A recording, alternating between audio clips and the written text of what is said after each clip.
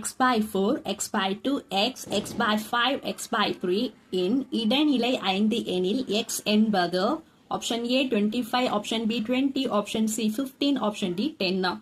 So the median of the scores x by 4, x by 2, x by 5, x by 3 is 5, then x is 25, 20, 15, 10. So how to write the answer? So question கொடுத்துறாங்க. இப்படி dead எக்ஸாம்ல question கொடுத்தாங்கன்னா answer எப்படி எழுதணும்னா, இப்போ பாருங்க question எடுத்து நீங்க எழுதிருப்பீங்க. ஆனா அதுல வந்து அசெண்டிங் ஆர்டர் ஃபர்ஸ்ட் வந்து அசெண்டிங் ஆர்டர் எழுதிட்டு அதுக்கப்புறம் தான் ஃபைண்ட் அவுட் பண்ணும். ஸோ அசெண்டிங் ஆர்டர்னா ஃபர்ஸ்ட் எக்ஸோட வேல்யூ, அடுத்தது x by 2, then x by 3, x by 4, x by 5. So இந்த வேல்யூ எடுத்து நான் அசெண்டிங் ஆர்டர்ல எழுதிட்டு நெக்ஸ்ட் மீடியன் அப்படின்னா இடைநிலை. இடைநிலை என்ன? X by 3. So x by 3 equal to 5. So எக்ஸோட வேல்யூ எனக்கு வேணும்னா ஸோ 3 into 5, அதாவது 3 5s are 15. X equal to 15. So this is the answer. So moving to next question. என்ற இயற்கணித கோவையின் அடுக்கு. So option A 7, option B x, option C 1, option D 0.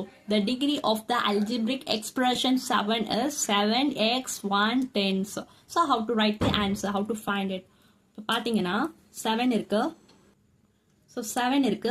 7க்கு வந்து பவர்ல என்ன value இருக்கு, அதாவது டிகிரியில என்ன வேல்யூ இருக்குன்னா ஒண்ணுமே கிடையாது. So for example x square. So x ஸ்கொயர்னா ஸ்கொயர் என்பது ஒரு டிகிரி, அதாவது பவர். ஸோ எக்ஸோட பவர் என்னன்னா 2. அது மாதிரி 7க்கு பவர் என்னன்னா ஒண்ணுமே இல்லை. அப்படி ஒண்ணுமே என்னன்னா 1 சொல்லிட்டு நம்ம அசியூம் பண்ணிருக்க கூடாது. This is a constant term. So constant டேர்ம்ல எப்போதுமே பவர் 0வா தான் இருக்கும். So answer is 0. The value is 0. This is the answer. Thank you.